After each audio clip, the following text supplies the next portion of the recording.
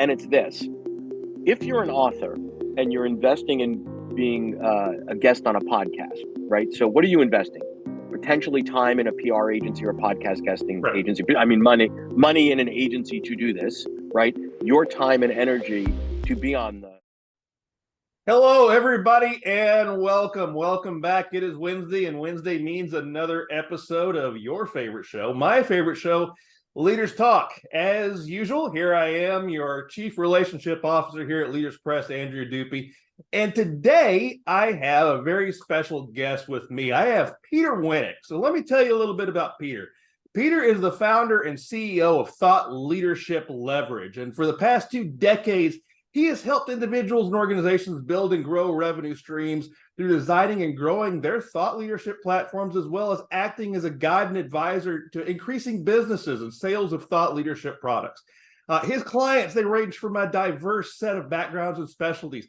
They include New York Times bestselling business authors, members of the Speakers Hall of Fame, recipients of Thinker 50 Awards, CEOs in publicly and privately held companies, and academics and prestigious institutions such as Yale, Wharton, Dartmouth, London School of Business, and many others.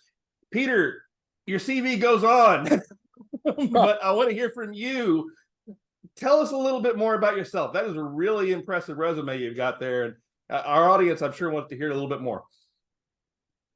Yeah, so there's really 2 things that I focus on in terms of how I typically spend my time. There's the business, and then there's the podcast, right? So the business takes up most of my time. That's Thought Leadership Leverage, where we work with the folks that you mentioned, authors, speakers, academics, etc. And then the podcast is just a lot of fun, where I get to talk to some amazing people like Dan Pink, Tom Peters, Dory Clark, and have amazing conversations. And I just hit record while I'm doing it and share it with folks. So that's Yeah, me. I mean that's exactly why we're here. The same thing with us. Our podcast is, in my opinion, a lot of fun. I think we have a lot of fun here. But it's interesting though that you have the kind of business that you have. You have Thought Leadership Leverage. You have all of that goes into the work that you put in there. And you have a podcast that goes along with it. And that's kind of what I want to concentrate a little bit on today, is talking about how those 2 things work together and how you can maybe leverage one into the other. So give us a little bit of a rundown. Why did you start a podcast? What was your purpose there? Well, there's a couple answers to that. I would say one of the short reasons that I started a podcast is because I hate writing. And I'll unpack that a little bit. So pre-podcast, I'd have to put out a lot of content and a lot of thought leadership. And the modality that I was pretty much limited to at that time, although not exclusively, was writing. And on my best day, I'm a mediocre writer, and I don't have a lot of best days. But I would be consistent about putting out blogs and getting information out there. We would put videos out, but if you go back 10 years, putting out a video wasn't nearly as easy as it was today. You go into the studio, there's production costs, there's time, there's energy, there's effort. And then, I was guesting a lot on a podcast, which I think is a great way to sort of test the waters. Yeah. Go out and be a guest on folk shows and all that, and then realize like here, this is more. Yeah, exactly. Yeah, and then I realized like, wow, this is more fun to me than writing. So I said, all right, well, we'll launch the podcast. And years ago, when I started blogging, like 15 years ago, I went to get some advice from a friend that had 3 or 4 really successful blogs in the Bay Area. And what he said to me, it still sticks to my head today. He said, "Don't commit to writing 1 blog, commit to writing 100." And I was like, "Huh, I get it." And he goes, "You're like every other CEO, entrepreneur, ADD, hard driving, want to look at the data. And if you don't commit to 100, it will be easy to convince yourself after 3, 10, 20 that there's no ROI here, mm-hmm. right? That there's no impact here, because it takes a while to build that up." So I listened to him, and I did commit to 100, and then it worked. When it came to the podcast, I committed to 50. And I think that's a big piece of it, is you have to make a commitment, not just to yourself, but to a potential audience that wants to dedicate time to you. There's nothing worse than, I think you said the last data I saw is something like north of 90% of most podcasts, north of 90% of podcasts out there haven't published a new episode in 30 days, which means that they're dormant, right? So you have to make that commitment, even when the data tells you this may or may not be working.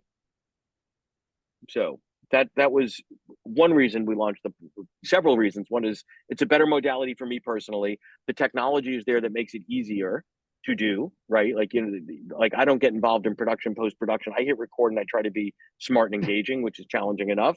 I don't want to deal with anything else. There is a whole ecosystem of podcast guesting agency whose job is to get people to people like you and me that have a podcast and introduce appropriate guests. It's an amazing relationship development opportunity. Amazing, amazing, amazing. Right? Like I talk to so many people every week that want to be on the podcast. Not all of them make it there. In fact, I think our acceptance rate is about 20%. But you develop rapport, you develop friendships, you develop clients, you develop relationships with folks under a common interest, right? If they're coming to me to be on the podcast, they obviously have an interest in thought leadership. They've probably listened to an episode or two, etc. Yeah, and that's just the thing. I mean, you having a platform like a podcast or even a blog in some circumstances, that is a really good way to begin those kind of joint venture partnerships that otherwise you're really just kind of almost doing a cold call in these cases. Yeah. But with a podcast, you're actually starting to build a rapport and beginning to understand what the other person's talking about. Well, I think you also flip things on their heads a little bit, right? So there's two conversations I can have with you, Andrew. One is, hey, I'm Peter and I've got a consulting firm and I want to sell you some consulting services. Right. So immediately the roles are really clear. I'm selling, you're buying, you're going to be somewhat skeptical. There's sort of a role that we each fall into, irregardless of our comfort level, right? There's another conversation I can have with you, Andrew, and it's this. Hey, I'm a host of a podcast on thought leadership. You're clearly interested in the topic. Can we have a short chat to see if you'd be an appropriate guest? So now you're flattered. Your ego's been inflated. There's this commonality of passions, interest, something that we have together. And I've sort of neutralized the sales piece. By the way, both outcomes can be a business development outcome, but the latter is a much more comfortable conversation for both parties. Yeah. And that's why I think a lot of our clientele and the people that are watching this podcast right now are interested in this kind of concept, because many of them are authors. They have books or they're planning on having books. And then they have that kind of question is, when I have my book out there, when I have my branding, when I have my voice that's been put into this and is now in bookstores, available to buy on Amazon, that's great. But now what do I do? Right. Yeah. So well, what I was going to say, and as you well know, the publishing universe tends to think in terms of launch. So there's a pub date, which is a fictitious date. It's a meaningless date. Your birthday matters. My birthday matters. A pub date of a book is a silly date, right? And then a lot of activity goes into 30, 60 days before, 60, 90 days after, and then out, right? To an author, that book is critical. I mean, most authors aren't going to write, but 1, 2, maybe 3 books in their career. You could still use the fact that you're a published author to get on a podcast a year, 3, 5 years post pub date. And I think a lot of people lose sight of that. Yeah, and that's absolutely the case in our experience. And that because once you have that book out, once the publishing date's done, and the publisher has to concentrate mostly on the actual launch, because I don't think people realize how much work goes into that stage. Yeah, absolutely. It's very difficult to do things beyond that. But then, one of the things that we suggest, and that's why we actually have this podcast, is we tell our authors once they're finished, this is the first step for you to begin to get out there and actually talk about yourself and begin to engage. And that's a great way to begin to leverage future opportunities, isn't it? Yeah, absolutely. I think something that would be of interest to the audience, and we've put out north of 500 podcasts, which means I've probably talked to, I don't know, thousands of people that wanted to be on the show and the folks that came on the show. And it's this: if you're an author and you're investing in being a guest on a podcast, right? So what are you investing? Potentially time in a PR agency or a podcast guesting agency. I mean, money in an agency to do this, right? Your time and energy to be on the show. I find that somewhere between 50 to 70% of people that want to get on the podcast, maybe even more, are totally ill prepared. So the first, one of the first things I'll ask them is, how familiar are you with the show? Have you listened to any episodes? Have you read up on it? I don't expect them to spend hours and hours and hours. And like 7, 8, maybe 9 times out of 10, they'll say, no, I haven't done that yet. after we decide, after we book the date, then I'll do that. And to me, it's the equivalent of going to a job interview and saying, no, once you hire, and the interview question is, oh, tell me why you want to work here. Well, after you hire me, I'll tell you why. It's just stupid. It's unprepared. It's disrespectful. It's stupid. That's the first thing that annoys me. Second thing that annoys me is then we do the show. That's the easy part. After we do the show, there's usually a backlog, a queue, 4, 6, 8 weeks for when it gets produced, unless when it gets published, unless somebody has a need to rush that because they have something they're promoting, and we're happy to do that. So then we put it out there and we say, okay, Andrew, your episode's coming out on October the 17th. Here's a bunch of stuff, right? Here's a way that you can promote it on Twitter. Here's a way that we can promote it on LinkedIn. We make the investment and do all the hard work to create those assets and say, we ask that you would promote that as well. Maybe 50, 60% of people promote it. And I say, Jesus, that is the dumbest thing I've ever seen. You just invested the money and the time to be on here. Yes, we're going to promote it to our audience. We're going to promote it to our people. That's a given, right? Why would you not want to promote that asset to others in your network? It's another reason to say, hey, look at me, buy my book. It's an asset that you've created that you should put on your website, that you should put on LinkedIn, that you should get out there. It's another reason for people to engage with you and your work and ultimately buy your book, hire you to be a keynote or whatever it is that you do. And I think ultimately it's not, how would I put it? It's not that people don't want to, but I don't think they have the discipline or the systems and processes in place to make that it should be something you don't even think about. If I'm on a podcast, bang, when that comes out, do we have the systems and processes in place in my organization to make sure we're doing what we need to do to promote it effectively? Yeah, because you're reaching a whole new audience. You're reaching, both of you are touching on the basis of someone else's entire audience. That's a whole world that you're not necessarily connected to, that by bringing all of those together and by promoting it, cross-promoting it, you're getting in, you're knocking on doors, the old-fashioned hustle, go out there and get them. Yeah, well, so look at this, for example. So when this comes out, we will promote it. And there's a whole bunch of people in my world that don't know who you are, and vice versa. That's an added benefit of us doing this, right? That you'll get exposure to sort of my followers and such, and I will get that on your side. That's a great thing. Yeah. One of the things, though, I hear, and this is a kind of a pushback a little bit against the entire concept podcast. It's like, I don't immediately see KPIs that I can get out of these. I don't immediately see revenue that necessarily I can track and put down on a metric sheet.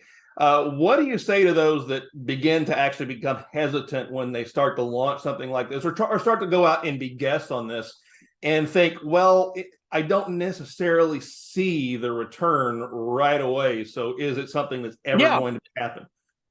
So I think that is valid with most PR, right? So PR, people, authors will spend $30, $50, $100,000 on a PR agency and there's no impact or ROI, right? And you're like, whoa, hold on. But they're not even asking the question of the PR agency at times. So I would say that if you're going to make that investment into being a guest on a podcast, you should have some goals and objectives, right? So number one, you're creating content, you're creating thought leadership, you're creating assets that can be repurposed and reused, et cetera, et cetera. You're getting exposure to the brand. You are getting your work out there. I think you should be curating the podcast that you put out there internally and cataloging them, hashtagging them, so that when you're in conversations with clients, you can send them an asset and say, oh, listen to minute 3 to 7 of this podcast I did. It's exactly the thing you and I talked about, right? Then you need to track it. So I could tell you that, there are webinars, for example, that I've done where I've literally made 6 figures on in an hour because, I picked up 4 or 5 clients from that.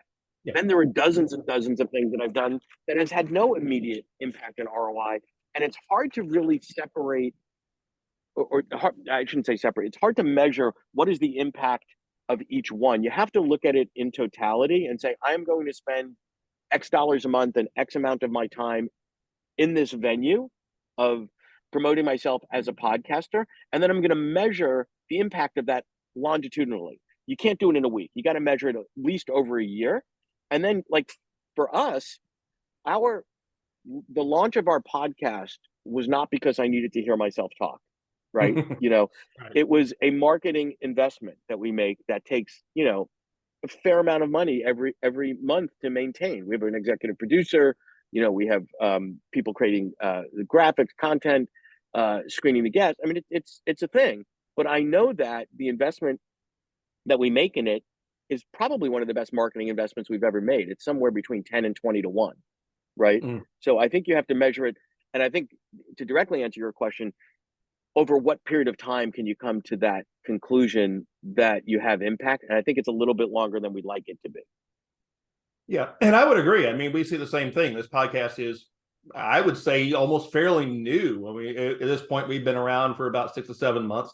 But yeah, we've begun to see how it has begun to grow and make connections. I mean, you and I are meeting right now. We would not Yeah. normally meet in other situations.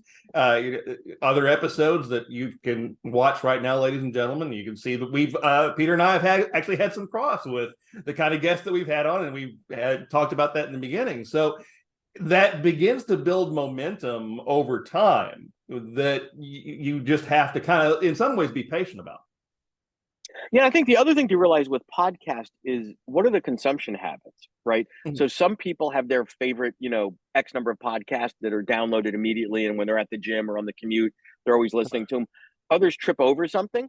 So someone might come into our podcast because you're the guest and they Mhm. follow you. So then they come into my world and go, "Ooh, okay, yeah, let's go. We're Andrew fans. Let's go listen to him be on Peter's podcast." They go, "That was pretty interesting. Peter's got a fun style, whatever, whatever." And then they snoop around and they say, "Oh, uh, Peter's interviewed Dan Pink. I like Dan Pink. I'll listen to that one." And then they don't necessarily do it sequentially or linearly like you would in another medium. They go in and snoop around and say, "Oh, this one's on an episode for newly published authors. Ooh, that's me. I'm going to listen to that one. That's episode 120, like whatever the number is. It's 4 years old. You're not even thinking about it as a podcaster, but going, wow, I've got all this stuff out there that's relevant to different people at a moment in time to them." Right. So that leads me to another question that I have.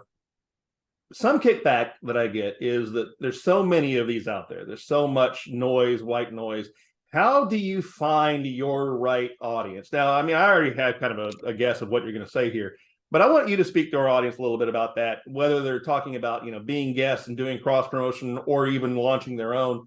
What is the way in which Yeah, you're able to actually get that audience that's going to tune in, listen every week, and connect with you? yeah. So I think to me that's a little bit backwards or upside down. I think before you do anything, you need to know who your audience is, and your audience is your target avatar, is your buyer. I don't really care about. Well, I shouldn't say it this way.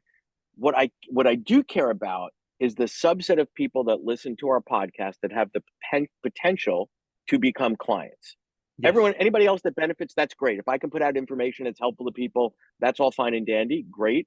But as a business person, what I care about is, is this a vehicle to attract net new clients? Is it a vehicle to convince a prospect that I've had a conversation with somehow that's on the fence that they should hire us? Other than Mm. that, I don't care. So I don't, and this goes to the metrics. Like I just got informed today that we're the number 16 podcast in publishing. Okay, that's nice. Accolades are nice. It's good to hear good things. What I care more about is not the metrics, not the number of downloads. I mean, because we track all that stuff. What I care about is directly through the podcast, whether it's as guests or listeners, how many people become clients over a period of time.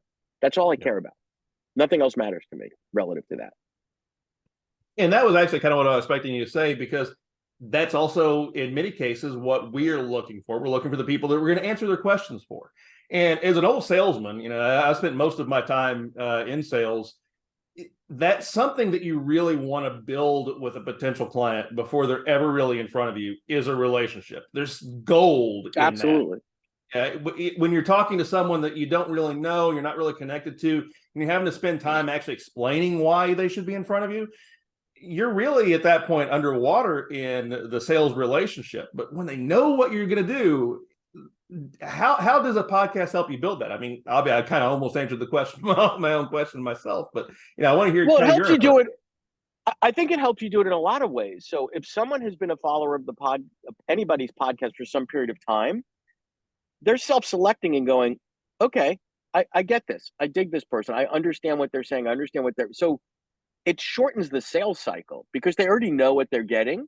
Or, the other side of it, they might be, Peter's not my cup of tea. He's too New York. He's like, okay, that's fine. I'd rather you figure that out on the podcast than waste my time on a couple of calls to realize we're not a good fit. Yeah. Right. So there's a self-selection bias, which I think is a really good thing, actually.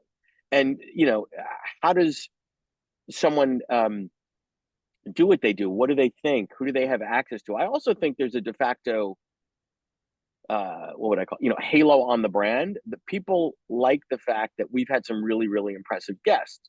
And I would argue that some of that is a function of relationships that we have, and some of it is a function of developing and putting out a high quality podcast, so that high quality people would put their name to it and Mhm. spend their time with us and listen. Right? Like if I'm a multiple New York Times best-selling author that's got a top PR firm, they've got to be pretty selective as to where they put their clients in front of, so they don't look like jerks. Yeah. You don't want to be pitched to Bob's Basement podcast that hasn't published an episode in 7 months. You're going to go back to your publicist and say, "Are you kidding me? Like, you're just not going to do that." Yeah. I can tell you that's helped us as well. Absolutely. I mean, our guest list brings referrals too. I mean, that's one of the other things that I think people miss, is that as you begin to actually make an impression on people, they invite people. They actually begin to do some of the work for you that Exactly. your own staff may not even have the ability to do. Well, I'll say to folks all the time, if their focus, if they're one of their objectives to get on the podcast is, "Hey, I've got a book coming out in a couple months and I want this to be part of our promotional," I get that. So one of the things I might say to them, I might say to them, because it's a nice thing to do, is, "Hey, I know you want to promote yourself. We've put out hundreds and hundreds of episodes. Skim through the guests. Many of them have their own podcast. I'd be happy to make an introduction." That's a win-win for me. If I say to you, "Hey, Andrew, I just talked to Fred over here. He's got a Yeah. book coming out in a couple of months. You've got a great podcast. He was just a guest on mine." You're going to go, "Wow, Peter probably found me a high-quality guest, and I get to meet a new person. Pretty cool."